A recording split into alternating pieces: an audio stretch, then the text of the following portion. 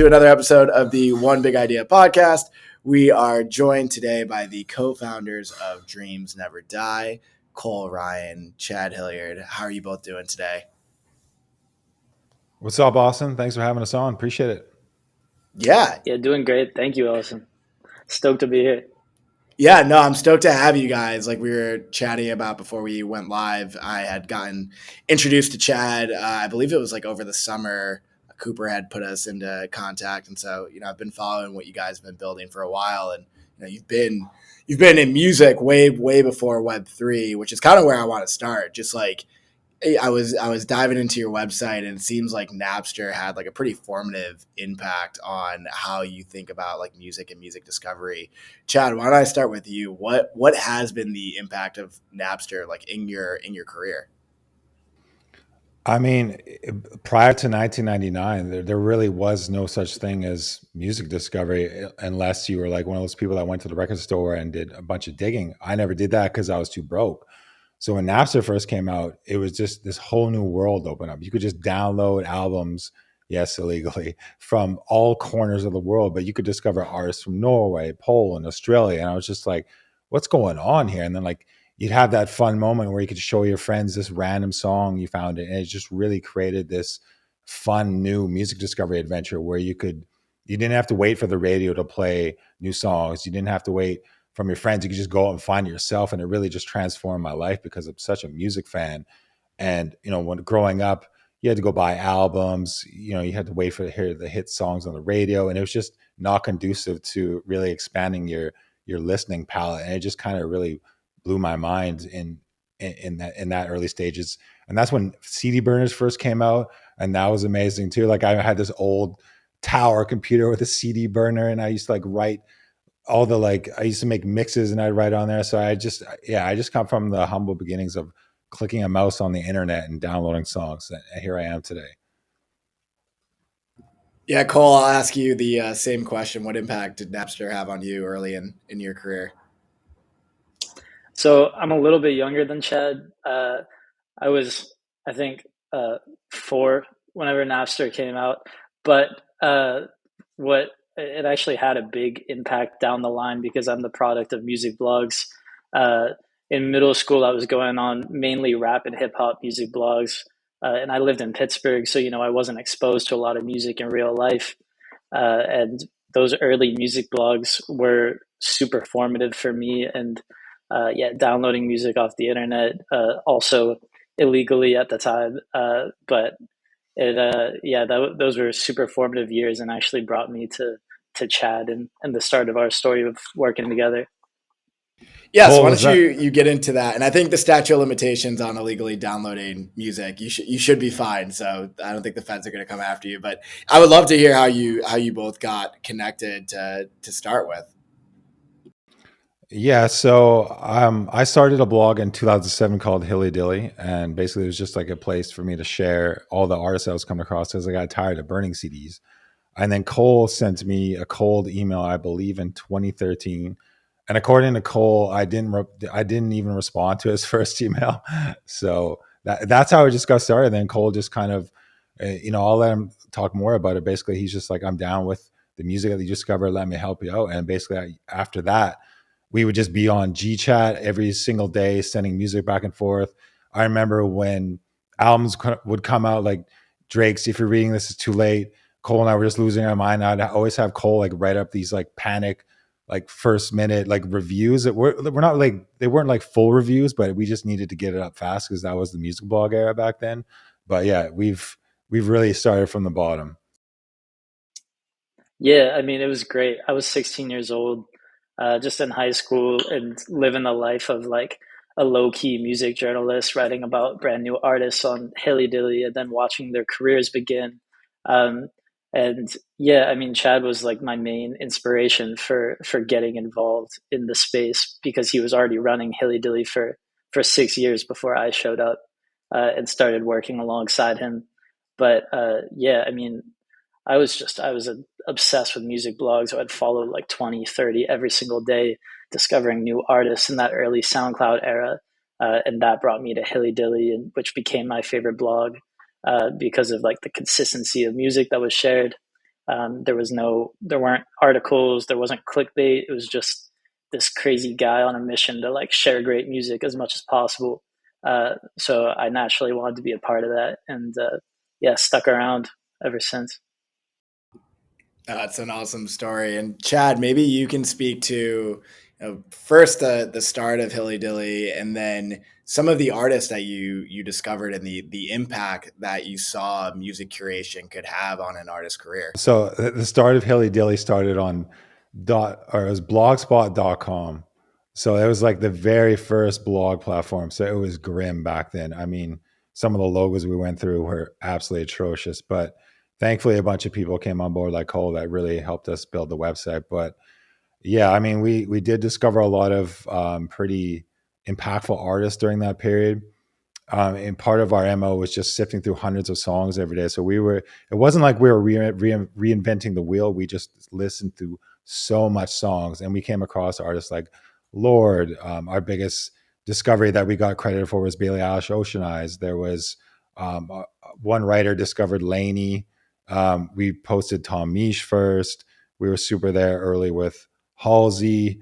The list just goes on and on. And yeah, it was just a fun time because back then we were just, if you just sat on the computer and you sifted through hundreds of songs, you never knew when you were going to find a potential star. And that is the funnest part about music discovery, because you can sift through, you can spend 3 or 4 days going through 6 hours of music and not find a single great song. And then you come across, like, for example, when I discovered Lord or Royals from Lord, I was losing my mind on Twitter. And there's kind of a long backstory about how that rolled out.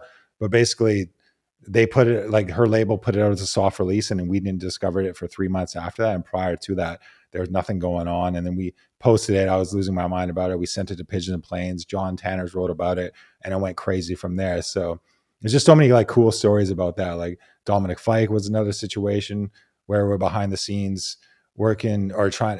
I mean, that's another story, but yeah, lots of music discovery is the best. Do you want to get into the Dominique Fike story? Now I'm curious.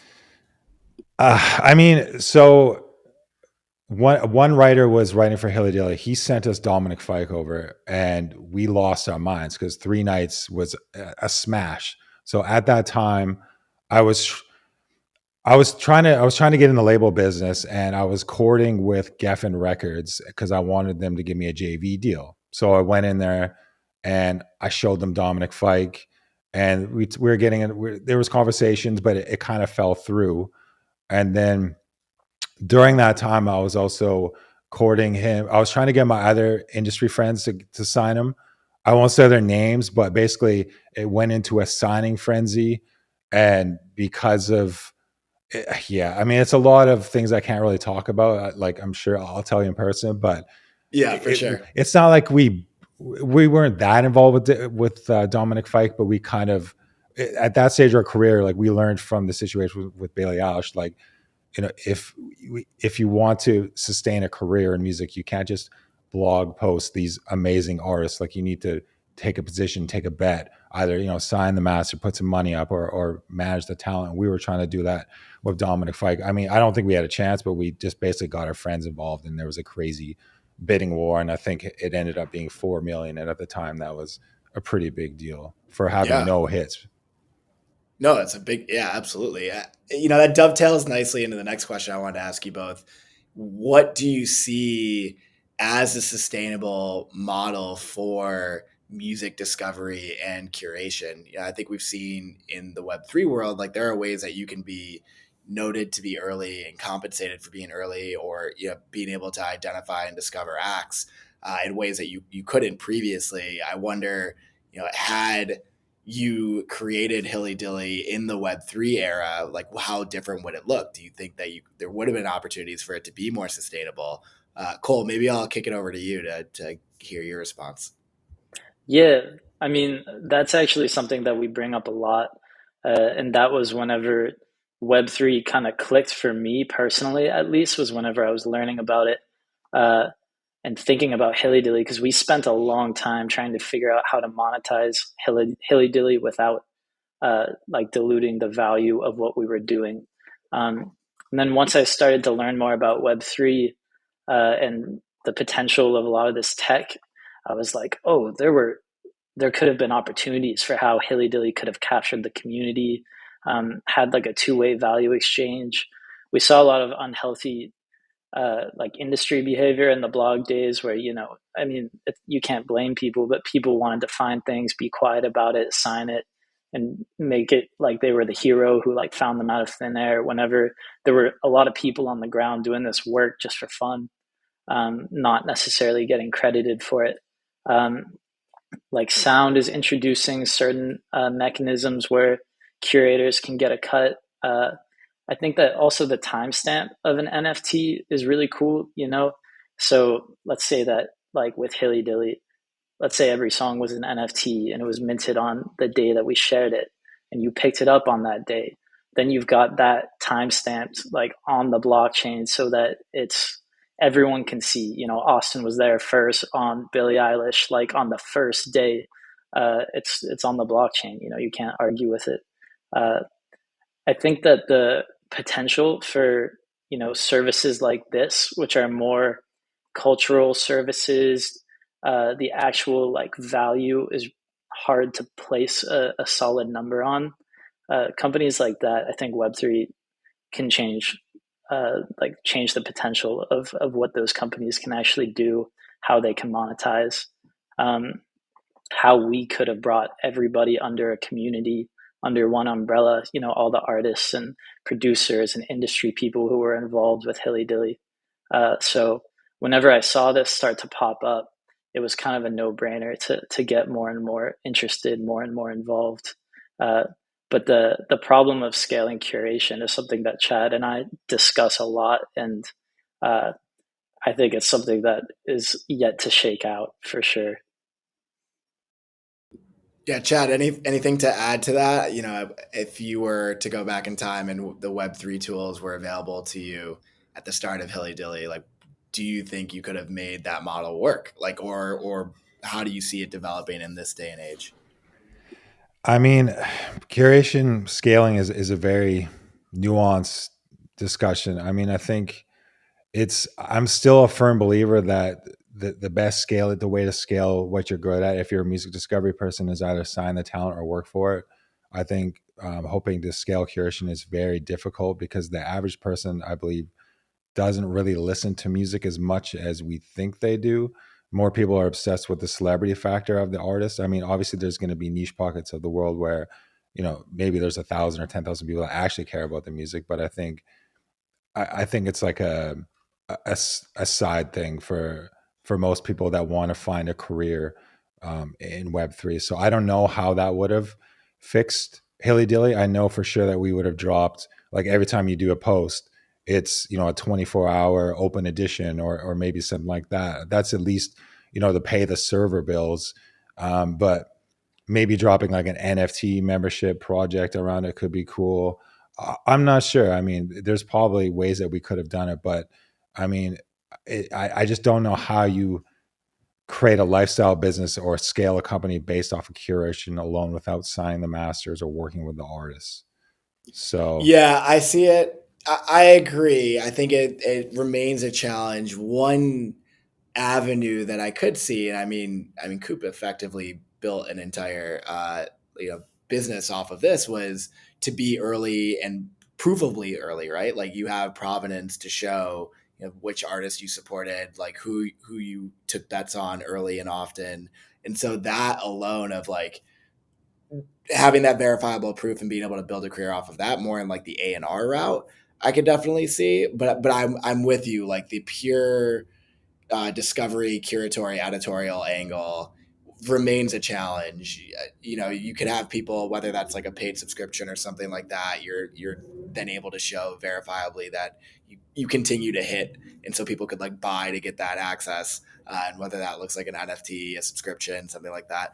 It's interesting to just think through how this will continue to develop, because I think for a lot of us purists out there, we want to balance the human touch of curation and discovery with the ever increasing dark cloud of algorithmic playlisting and discovery and programming. So I think that's inherently why a lot of people were also drawn to Web3, like this idea that it made you sit down with the music. Like it was like crate digging in a sense. Like you had to read, you had more context. It brought context back to every release. It had its own moment. It felt akin to the blog era in that sense of like every song had its own moment. Do you feel similarly? Do you feel that like Web3 in a sense is like kind of made people sit with music a bit more? What has your experience been like? I mean, I think it's still too early in the days to kind of answer that question. I think a lot of the Web3 space right now is very speculatory.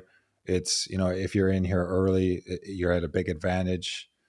Um, yeah, I mean, Cole, do you have anything to add to that? I definitely hope that that is what happens. Uh, and I hope it isn't just for consumers, or I mean, I feel like that's not even the word to use in the case of people who engage on the Web3 side of things, more like collectors, holders, whoever's getting involved on the fan side, but also with artists themselves. I mean, what we're seeing right now is 100,000 songs being uploaded to Spotify every single day. We're seeing just way too much music coming out and way too much promotion for that music, to the point where the space is just so crowded. It's so oversaturated that even if as an artist you put tons of effort into creating something incredible, meaningful that can connect with people, it is so hard to get their attention and to retain it with the tools that are out there today, that it's just not even worth the time or effort most of the time. Artists get discouraged. And I think like hardcore music fans are starting to feel that way too. It always ends up taking a little bit longer for the actual fans to feel the effects. But once that starts to happen, things start to change. Um, so yeah, I think that it's something that, like Chad said, is a little bit too early to tell if that's going to be the case moving forward. But especially if you're an artist, you're spending a couple $100s to mint something big, like a big project. You're going to want to feel confident in that. You're going to want to feel like that's something that you put a lot of time and effort into, and that is going to actually connect with people. Uh, so that's definitely one of my hopes for this space, is that it makes both fans and artists sit with their work a little bit more than they have been over the past few years. I love that as a hope. Let's Chad, you've brought up a couple times the how you guys transitioned into the creation of this of a label. Like I'd love to hear more about that decision of moving from the discovery model to actually going and taking these bets and signing artists. What was that experience like? How did you ultimately make that decision? And yeah, walk us through the life of the label, if you will. Yeah, I mean, so we had to keep the lights on. So running a music blog was just not doing that. And we saw what happened with Billie Eilish. I mean, we posted up Ocean Eyes and she picked up management, a label.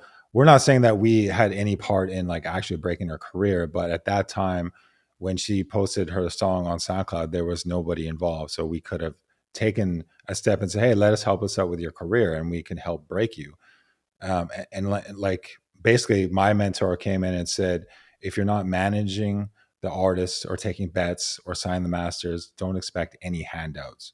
So we basically started Dreams Never Die because we figured that if we don't figure out how to create sustainability for us to keep the lights on, we're not going to be able to keep doing this work that nobody else wants to do, which is sifting through hundreds of songs every day. So we started Dreams Never Die to essentially keep our passion alive in the music business, keep the lights on, figure out a way to create sustainability for these brand new artists. Because there's basically, put it this way, every artist, they're either a songwriter or a star. Very, very few artists are actual stars. Most artists are songwriters. The artists that we were mostly signing are songwriters making amazing music. How can we figure out to create sustainability for them? Because not all these songwriters are going to go on TikTok and sing and dance and do all this stuff. And we're not hating on TikTok. I mean, there's a lot of great things about it, but not every artist has that proclivity to work on that skill set. So and from this, all the data and stuff like that, and all the playlisting going from TikTok, the music is suffering, in my opinion. So we're out here going to bat for these artists that just make amazing music, because it's not like Web3 is going to wave a magic wand where you just launch a token and then it's all gravy from there. Like, no, you still got to put in the work, but at the bare minimum, we should be looking into Web3 to like sustain our business. And basically, I'm getting ahead of myself, but yeah, that's why we started Dreams Every Day, because we're extremely bullish on great music and also developing business talent as well, because we feel like a lot of the major label system and the politics in those buildings is not conducive to the best talent in this business getting ahead for various reasons. And we want to like build a community, a culture of people that actually give a shit about the music, because a lot of executives in music, they don't actually care about the music. They don't listen. They have zero sauce. They're just people that collect a check every 2 weeks. I mean, we've all heard the horror stories. So it's like, we have this Dreams Never Die is like, we have a duty to like fix the music industry. And it's, we're not trying to think that we're going to change the world overnight, but you might as well figure out how to fix things in your little pocket of life. And that's why we're going to tokenize our community and blah, blah, blah. So yeah, we're excited about everything. Yeah, so maybe we go a little bit deeper into the learnings you had in developing the label. And Cole, I'll kick it to you. Like, what would the audience potentially be a little bit surprised about how the music industry operates? If they've listened to this show, they probably have some semblance of what a record label's role is. But how did you guys look to differentiate yourselves from, call it the major label system, and the support that you tried to bring to artists in their careers? So we started Dreams Never Die Records in 2019.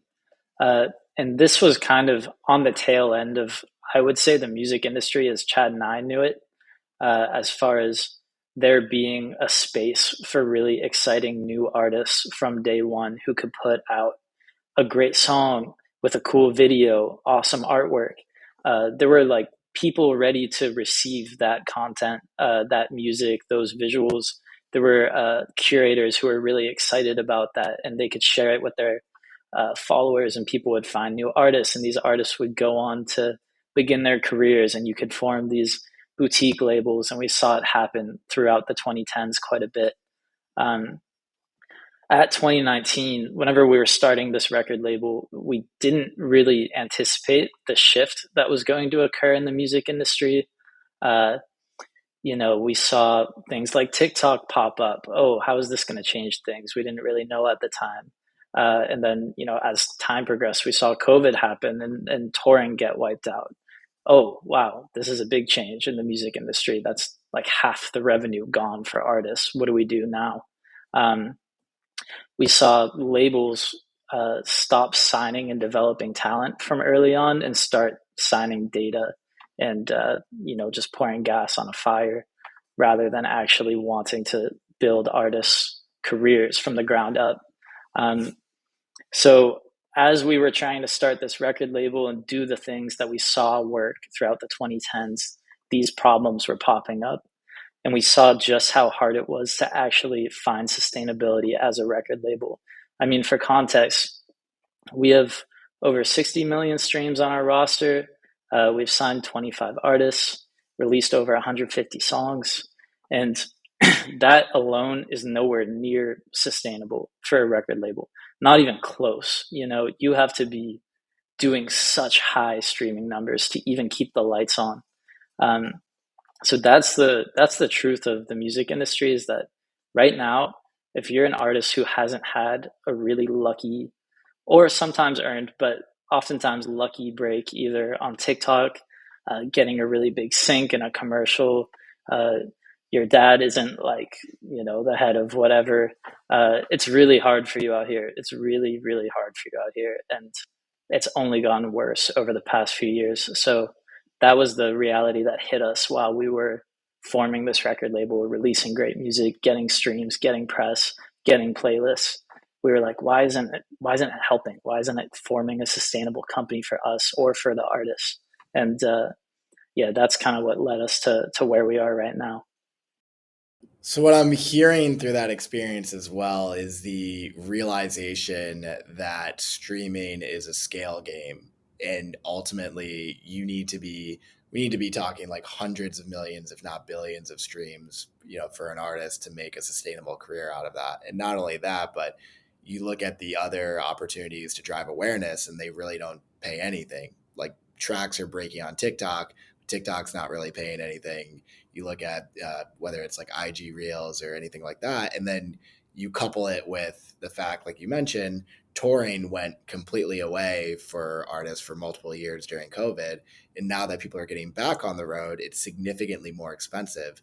And so I guess my question, maybe I'll start with you, Chad, as an independent artist or an artist that is like up and coming, what are your options for starting a career? If you don't have that scale already, how do you aim to develop as an artist? I mean, that's is such a big question. I mean, it's basically, I think the superpower for anybody that's putting out music these days is persistence and consistency. So it's not going to happen overnight. You just got to keep putting out music, keep grinding. I mean, getting into Web3, jumping into Discords and networking with everybody. Sending your music to blogs isn't really that great anymore.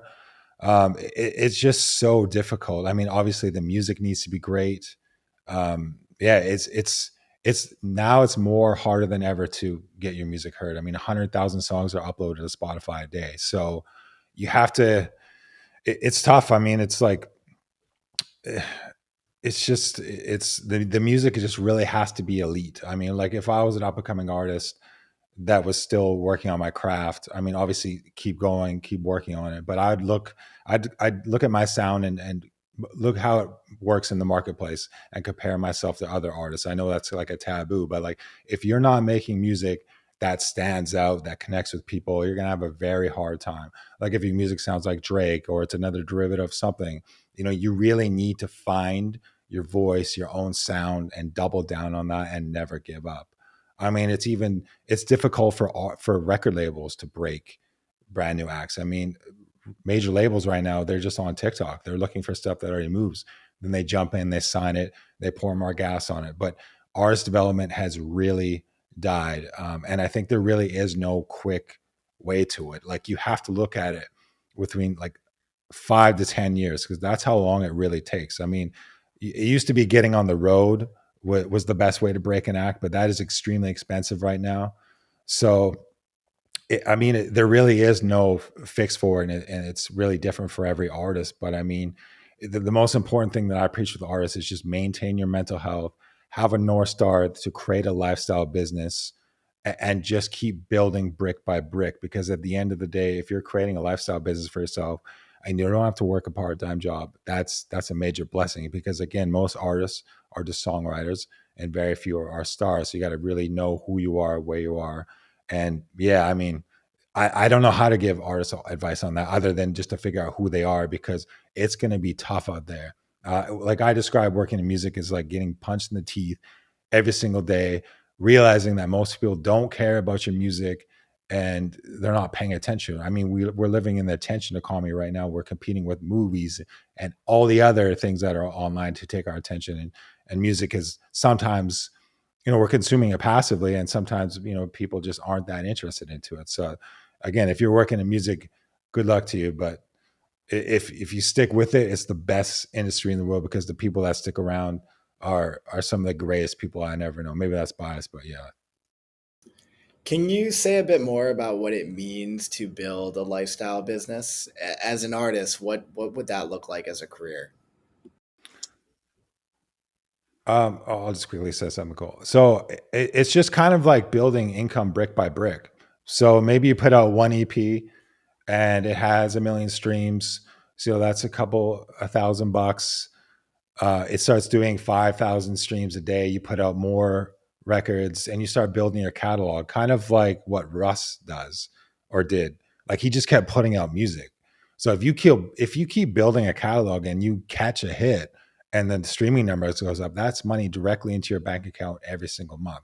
So a lifestyle business to me is just having your rent and food paid by streaming. But also now we have Web3 with NFTs and that opens up a whole new door. So that's yeah, that's what it is to me. Cole, you have anything to add to that? Yeah, I would say that a lifestyle business is something that uh, you've found your niche and you've found a way to find sustainability from that niche. Right now, the tools uh, are not really there, in my opinion, for artists to really form lifestyle businesses on mass scale. Even though I think that that's probably the good version of the future of the industry, in my opinion. So that's why we're here in Web3, looking for new ways, looking at artists who are starting to do that, who have a foundation of 1,000 actual fans who are going to be there to buy their music NFTs, buy their merch, support their releases, you know. So I think that, like Chad said, it's harder now than probably ever to get heard, to break through, because there's so much noise. But the power is in every artist's hands right now. So my best advice is, uh, try different things, see what sticks for you, see what feels right for you also, and then double down on those things. You know, if you release a music NFT, it goes well, it feels good, you like the community, double down on that. You know, do more of that. Don't do something else, because there's too much for you to do already as a new artist. Like, if you want to check all the boxes, you can't. Like, even if you don't have another job or whatever, it's just not going to happen. There's too much on an artist's shoulders. So you have to figure out what that thing is that clicks for you, clicks for your fans, and it might take a year, it might take 3 years, um, but you just have to keep going and have a long-term mentality, not let the small losses bring you down, which is something that we've seen a lot of with brand new artists who their third song will like not get a playlist. Oh no, it's over for me. My career's done. Like, no, you got to be thinking about your 100th song. You know, you got to keep going, and look at your career as a long-term thing, and not just like a playlist one day, or even a sellout on an NFT platform one day, you know? Yeah, I think about it in three buckets: experimentation and being open to trying new verticals and seeing what sticks, and putting yourself out there. I think about it in terms of sustainability. And so you're trying to make a career for the long haul. Like, it's not about doing something that's going to be a cash grab or burning yourself out by just like going way, way too hard, and sprinting all the time, and recognizing that you're trying to build it out. And then, the third one is just staying in the game. I think ultimately that's what it is, like being able to compound your wins. And Chad, it's to what you said earlier, like, this is a brick by brick business. There are no overnight successes, even if it looks like it from the outside. Like, there's a lot of hard work that came up into that point. You both have brought up this emergence into Web3. And so we can use this as kind of a shift to talk more about what you guys are doing now. But how did you initially come into Web3? What were both of your experiences? And then we can talk a bit more about what's coming up with the Founders Pass and the community that you're building. So for me, it was the one and only Koopa Chupa. He got us on a Zoom and basically shilled us on music NFTs and NFTs in general. I was like, okay, this seems to make sense. And then I started doing the deep dive, and I just kind of like, I was like, okay, this is a way out of the current financial system, because it's a pretty much a disaster right now. And I got extremely bullish about that. I was pretty mad that none of my friends actually shilled me on Bitcoin or Ethereum back when I lived in Canada. I don't know what kind of friend group I had there, but I didn't get into it till 2021. So I'm just like super late to the game. But I mean, I went down the rabbit hole really fast. I was like, I remember the weekend after Cooper shilled me on it, I was just watching YouTube videos, and I was like playing around with DeFi, which was like an absolute waste of money. But yeah, it's all this stuff is, I'm kind of like a nerd to some degree. And I just thought all this stuff was super cool. And I just really did a deep dive in it. And then I started thinking, oh, we can apply this to our record label, because we've created this 15-year story where so much of the people in Web3 are really skeptical of people that are coming into it, where it's like, we have this rock solid story where we're not here to create a rug. We're not here to screw over artists. Like, we're just real fans of the music, and we want great music to be heard by as many people as possible. So that, to me, encapsulated with crypto, just got me really gassed on everything. Cole? Chad was my entry into crypto. Uh, yeah, I didn't actually have the best, uh, like, crypto didn't have the best connotation to me before, because some of the people who I knew, I was like, oh, they only care about money. They don't care about anything, blah, blah, blah. And then Chad was like, no, you got to look at this. This is interesting. And then I kind of quickly changed from not caring to caring a lot once I started learning how it actually worked. Got past the layer of just being totally overwhelmed by the space as a whole and all of the concepts. Uh, and to me, I looked at it and I was like, okay, we kind of live in an internet hell right now in some ways where, I'm confined to why is there this massive internet with all these websites and all this information, but I feel like I'm only seeing the tiniest part of it. I'm only having algorithms throw things at me. And then I started learning about what is happening in Web3, what's happening with NFTs, what like crypto blockchain is actually capable of doing. And it totally uh, gave me an idea of what a better version of the internet could look like as a consumer. So that was my big, oh, yeah, I'm in on this moment. So then, Chad, I'll kick it to you. What was the evolution of Dreams Never Die into Web3 and thinking through really evolving the company or evolving the record label into a company and a community? Yeah, so it started out that we were going to turn it into a DAO and drop a token. But that really didn't come to fruition because people advised us, like, don't drop a token until you have enough of a fever pitch where people care about what you're doing. So basically, it was just we we just put out a blog post saying that we wanted to enter the space, and we didn't really have much of a roadmap or much of a plan. I mean, we fired up a Discord. We're like, okay, we took a lot of our inspiration from FWB because I was a member before I started turning Jesus Never Die into like a tokenized hour, whatever you want to call it. And yeah, we just kind of winged it. We started doing weekly chats and just got people in there. We started kind of laying out our plan as what we wanted to do. And during this process, Polychain was talking to us, and they eventually invested 3 million into our seed round. So we were just like blown away. And that was last year. So since then, we've just been, building the community, really providing value, jumping in spaces, buying other people's NFTs, learning the space as much as possible to where we're at now, where we're finally dropping our founders pass, and we feel like it's kind of like the right moment for everything. But yeah, I mean, we're just trying to get a group of aligned people that care about these artists, that care about new music, that want it, that instead of complaining about it, just want to do something about it. I mean, it's a simple precedent.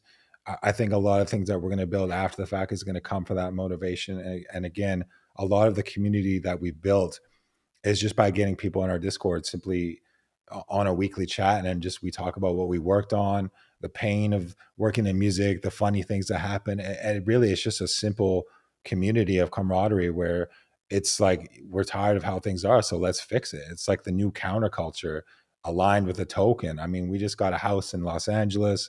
We're all working here now. Like we're hugely blessed. We have this amazing courtyard with a bunch of couches. We have dinners now, so it's like we're actually like really bullish on building culture and like making it a people first business. Like, yes, there's a Discord, but I really think like tokenized communities in music is really going to be powerful because we no longer look for outside sources to approve of what we're doing. We no longer go, Spotify, please playlist my song. It's no, we know this music is great. We have this community behind us. We have the lifestyle business on our back. And if we find artists within our community that we discover, we can scale them into global stars. So it's like the best of both worlds because it's so important for us to maintain that foundation of like proper mental health where we're not looking for outside sources to validate what we're doing. And I really think a tokenized community is the way out. Cole, I'll kick it to you. What do you see as the output of Dreams Never Die, the company? Like in these conversations that you're having, who are the type of individuals that are joining the community and ultimately like what do you hope that they all receive and they are able to deliver out into the world? Yeah, so the cool thing about that is that it's changes a lot based on who that individual is, and there isn't really any one answer. There isn't any one dreams never die community member or person.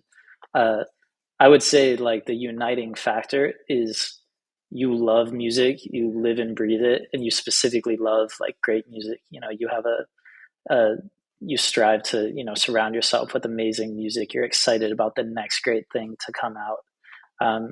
Whether you're an artist, a producer, a fan, someone who wants to work in the industry, um, all of those people fit into the Dreams Never Die umbrella. If you hate music, it's probably not the place for you. But if you love it in any capacity, there's definitely a way to get something out of being involved in Dreams Never Die. Um, and that's the main message that we're trying to send is, personally, as a music fan, like a lifelong diehard music fan, I felt like I had nowhere to go on the internet to be around people like me. And I even saw music blogs become hyper competitive. They wouldn't share. Okay, I guess this is maybe not valid. They wouldn't share artists just because other blogs are sharing them. It became this competitive environment, which felt toxic and unhealthy and almost like possessive in certain ways. And I hated that. It was like sucking the life out of it to the point where I was kind of done with it as a whole.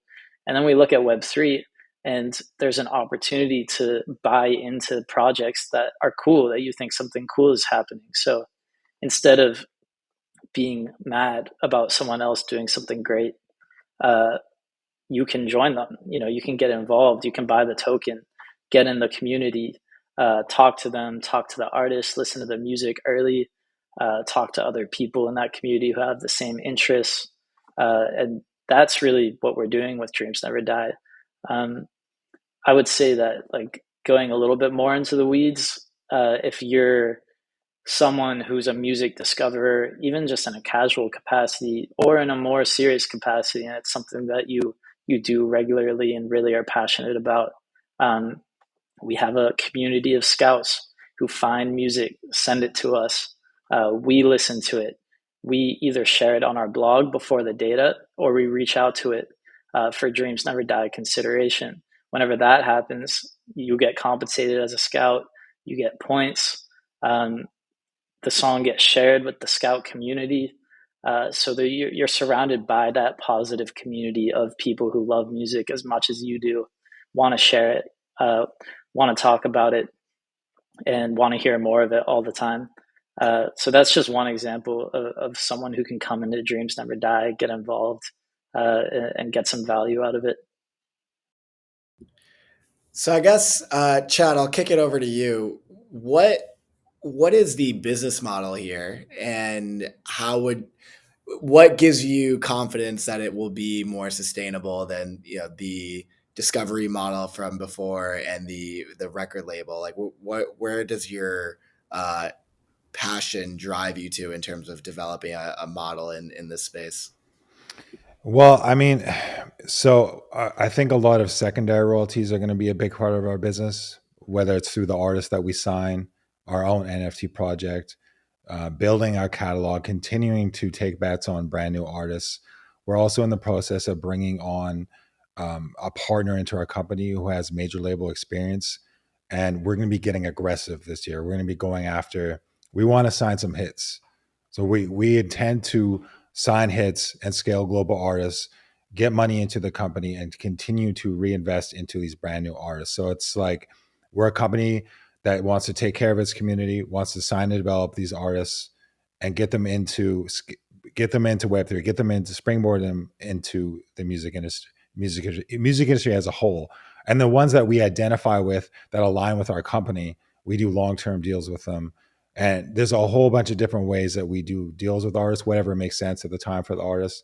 But yeah, we're extremely bullish on signing and blowing these artists up, the ones that do make sense. For example, we discovered our artist Slowjack on the roster with like basically one demo. We found it on this website called Triple J on Earth. We reach out to him. We sign him to a 5-single deal.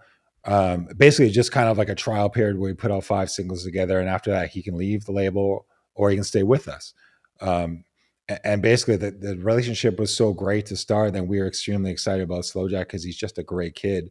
That it's like, okay, let's keep working together. So basically, we partnered and started an LLC together. It's kind of like the business plan of what Ty Byton and Brent Fayez did, where it's like, instead of, because the manager is not going to invest in the business. Very rarely does it happen. So if we're going to invest into the Slowjack business, we're going to need X amount of masters coming back because we need to have a piece of the asset for us to justify the spend up front.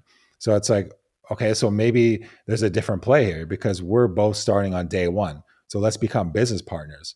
So now we don't have to sign the masters. We don't have to, take a 20% cut from the management where, it's a very flimsy it's a very, being a manager with an artist it's not exactly the best situation for a manager when you're investing in day one and you want to invest money in. So this leaves a lot, doing LLC deals with artists leaves a lot of room to get creative, especially with Slowjack being in Web3, where, you could take on capital and invest it that way, or you could just do licensing deals where you don't give up equity.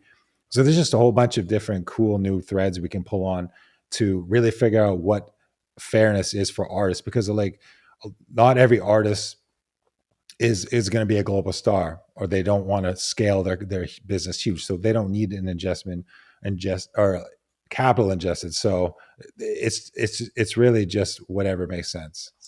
Yeah, I would say that in like the simplest terms, Dreams Never Die is an artist company and a music community. Uh, Both sides of that fuel each other and kind of seep into each other. So, say that we have an artist that we develop, we put out, they're doing numbers, they're getting fans, they're bringing money back to the actual company.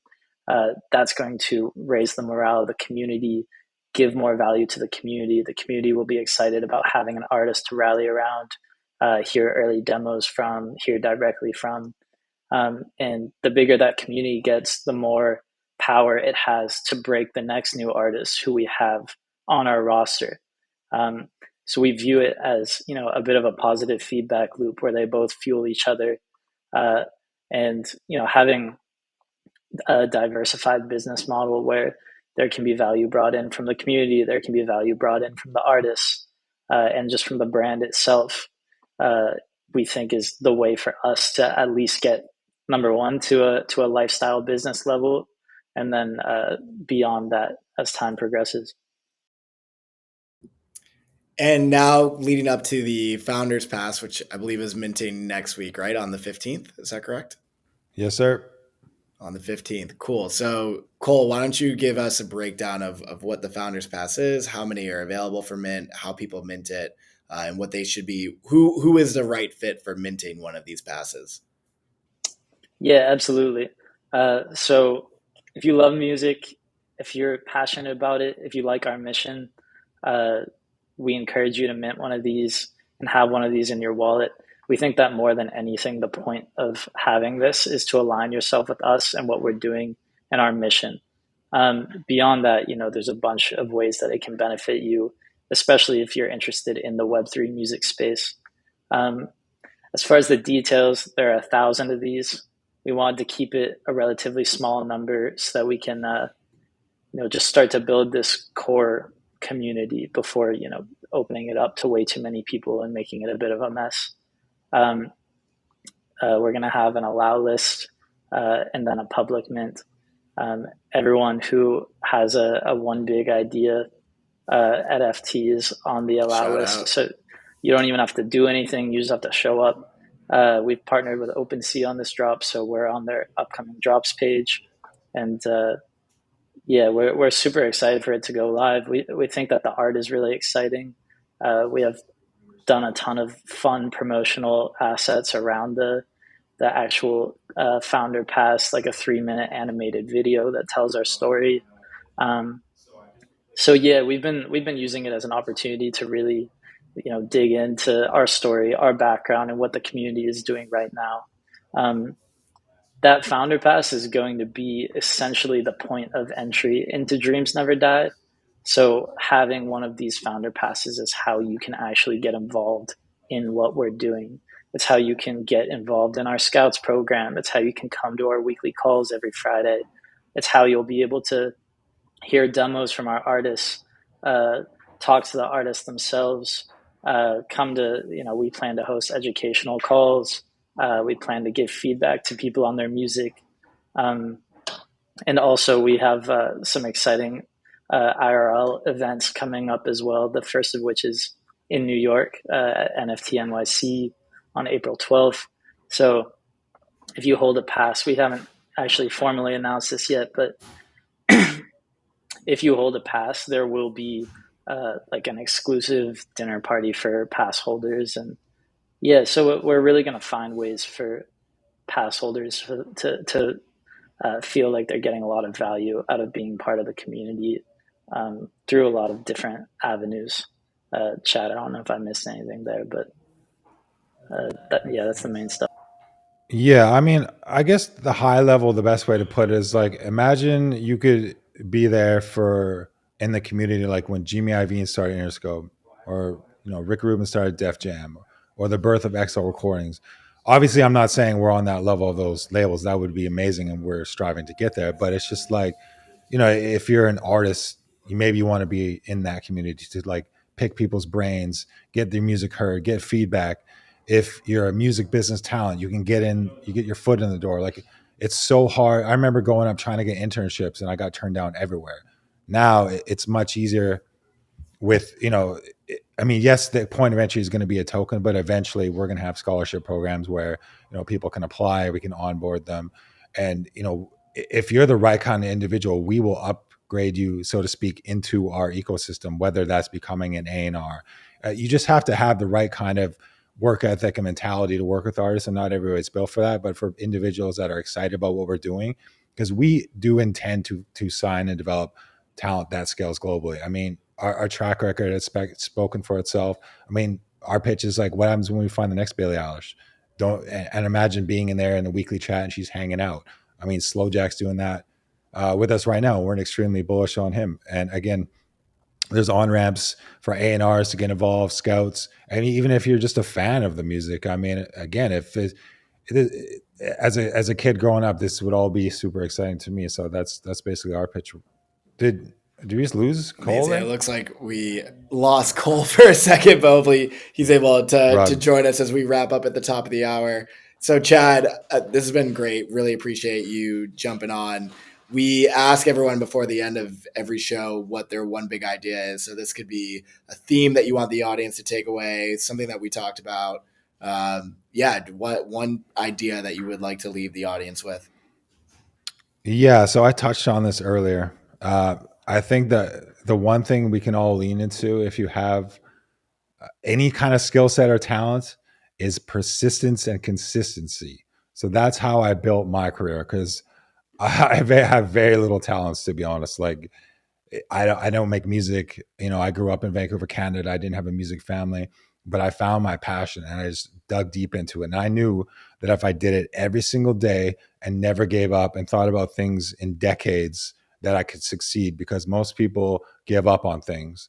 So if you can figure out what you're good at in life and you have a passion, you have something inside you that says, I need to get this out to the world, don't ever give up. Just keep building and building and building. Because someone like me, I mean, I'm not trying to underplay my skill set as a human being, but I didn't grow up as the best academically smart person. Like, I just know exactly what I like, how to basically, it's kind of like what Rick Rubin said on that 60 Seconds interview. I mean, every time I say it, I'm going to be ruined for the rest of my life, because people are going to say, well, that's just Rick Rubin saying that. But literally, that's all I'm good at. I just know exactly what I like. And I just stuck to the principles of persistence and consistency and doing great work, and just, making your dreams a reality as possible. I know it sounds cliche, but yeah. Looks like Cole dropped again, but Chad, this has been great. Please give Cole my best and thank you as well. But this has been a phenomenal hour. We're going to have you guys back on. I want to see where you guys are a year from now with the Founders Pass and everything that you're looking to build. So thanks again so much for joining. For everyone at home, this has been another episode of One Big Idea, and we will catch you next time. All right. Thanks, Austin. All it takes is one idea on two big brains. Yes, make 3-4 plays, then